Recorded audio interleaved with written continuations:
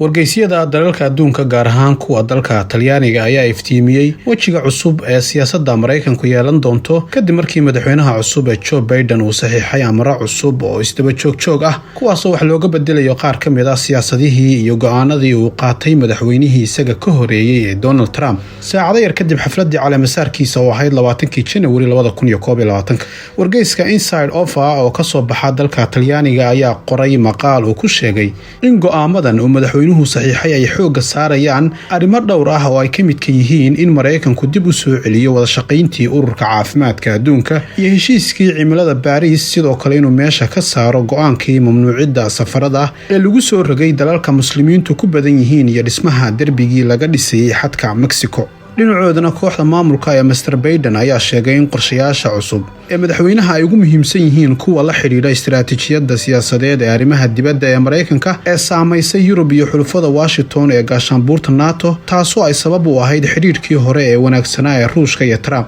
waxayna intaasi ku dareen inuu madaxweyne Biden isla markiiba sida ay filayeen dad badan uu diiradda saaray Ruushka isagoo u arkayay inuu khatar ku yahay dimuqraadiyadda iyo xasiloonida adduunka. mowqifka adag ee Mareykanka ee ku wajahan Ruushka wuxuu ku haya khilaafka iyo ismarwaaga faylasha qaar oo ay ugu horeyso qadiyadda Alex Navalny oo ah ninka u oleeya la dagaalanka musuqmaasuqa oo muddo dheer soo ahaa wajiga ugu caansan ee mucaaradka Ruushka ee madaxweyne Vladimir Putin. marka lagu daro xiriirka Ukraine iyo Belarus oo saameyntiisa leh iyo sidoo kale arrinta muddo kordhinta heshiiska dhimista hubka nukliyeerka ee New START ee la saxiixay 5 February 2021 kuna eeg sanadkan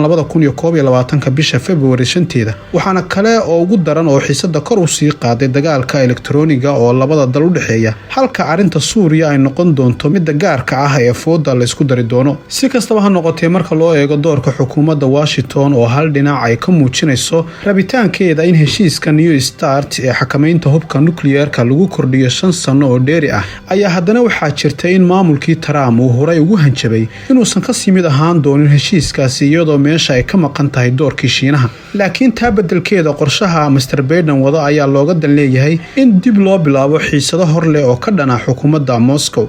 sida laga soo xigtay wargeyska Inside Offer, xiisadan u dhaxaysa labadan dal ayaa u muuqata inay ku wajahan tahay dhinaca Suuriya, halka Trump uu horay u yareeyay tirada ciidamada halkaasi joogay, taasoo ka dhignayd fariin cad oo maamulka cusub uu siiyay si wax looga bedelo siyaasadda aqalka cad ee ku wajahan gobolka Bariga Dhexe. marka la eego arrimahan, wargeysku wuxuu intaasi ku darayaa in bishii Janaayo 16 2021 isbahaysiga militariga ee uu hogaaminayo Mareykanku ay u direen kolonyo cusub oo gawaari iyo qalab militari oo badan gobolka Hasaka ee waqooyiga bari ee Suuriya. isbahaysigan oo ay 6 dal ka qayb qaataan marka laga reebo Mareykanka, kuwaas oo kala ah Sacuudiga, Imaaraadka, Bahrain, Ingiriiska, Australia iyo waliba Albania. sidoo kale ila wareedyo laga leeyahay dalka Ruushka ayaa ku soo waramaya iyagoo arintaasi xaqiijiyay in dhowr kolonyo oo ay ku jiraan 35 baabuur oo xamuul ah ay ka gudbeen xadka Al-Waliid ee gobolka Kurdistan ee Ciraaq iyagoo u sii gudbaya dhulka Suuriya. ila wareedyadu waxay intaas ku darayaan in kolonyadaasi gudaha u galeen magaalada Qamishi ee dalka Suuriya, taasoo bishii November ee sanadkii 2019 Moscow ay ku dhawaaqday inay ka dhisayso saldhig labaad oo cirka ah goobtaasi oo istiraatiijiyad weyn u leh Mareykanka iyo xulafadiisa maadaama ay u dhowdahay xarunta ciidamada militariga Mareykanka ee taala gobolka Hasaka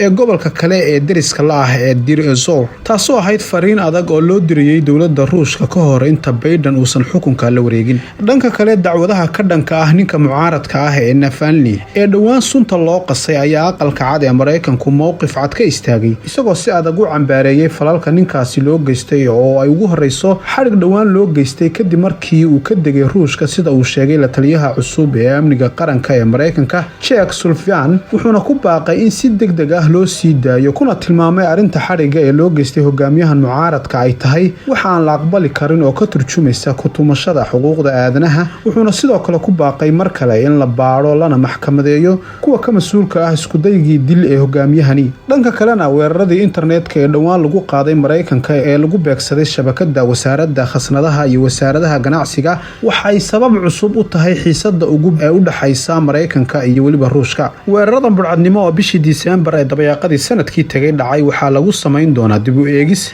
iyo baaritaano qoto dheer sida maamulka cusub uu sheegay si loo aqoonsado cidda mas-uulka ka ah weeraradan islamarkaana loo xoojiyo heerka amni si looga hortago weerarada internetka ee ka dhanka ah wasaaradaha Mareykanka. Sida laga soo xigtay maamulka cusub ee Mr. Biden waxaa durba soo baxaya tilmaamo badan oo muujinaya Ruushku inuu ka dambeeyay weerarkaasi.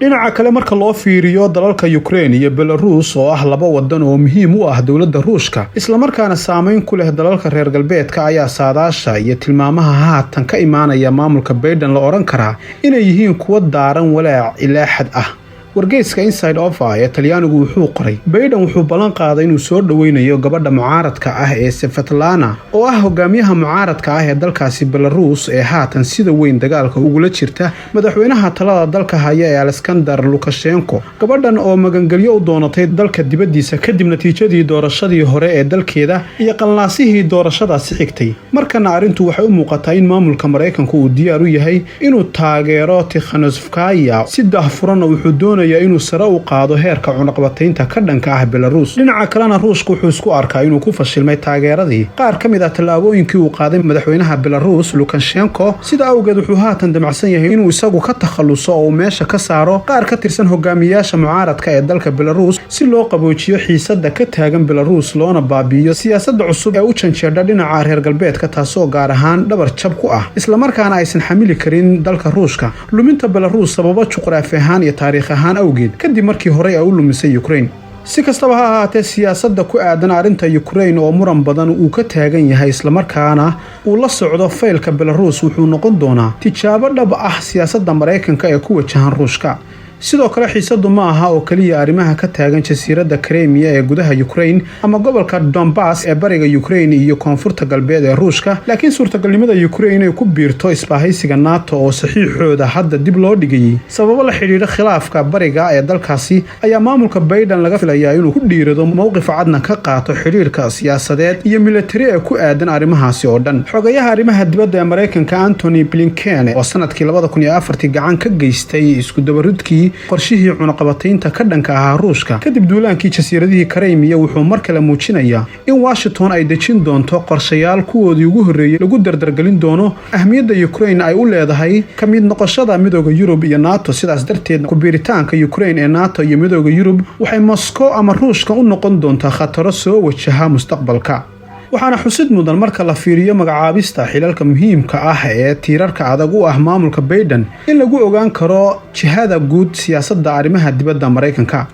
sidaas darteed qorshaha Biden waxaa ka mid noqon doonta abaabulka shirar madaxeedyo ku saabsan mabaadi'da dimuqraadiyadda sanadkii ugu horeeyay ee xilkiisa ka hor intii aanu gudagelin sida uu samaysan lahaa in isbahaysi laga dhex abuuro dalalka ku midaysan nidaamka dimuqraadiga ah si looga hortago maamulka kaligitaliska ah ee halista ku ah xasiloonida iyo amniga adduunka. isku soo wada duuba siyaasaddan cusub ee Mr. Biden iyo abaabulka shirarkan dimuqraadiyeysan marka laga eego raadadka taariikheed waxaa laga yaabaa inuu noqdo shir lagu go'aansado oo kadibna la bartilmaameedsado magaca dalka khalkhalgelinaya xasiloonida ama lidiga ku ah nidaamka dimuqraadiyadda kaasoo horseedi doona isku dhacyo cusub iyo in dagaalo lagu qaado sidoo hore looga qaaday dalalkii Carbeed ee Ciraaq, Liibiya iyo kuwo kale oo caalamka intiisa kale ah.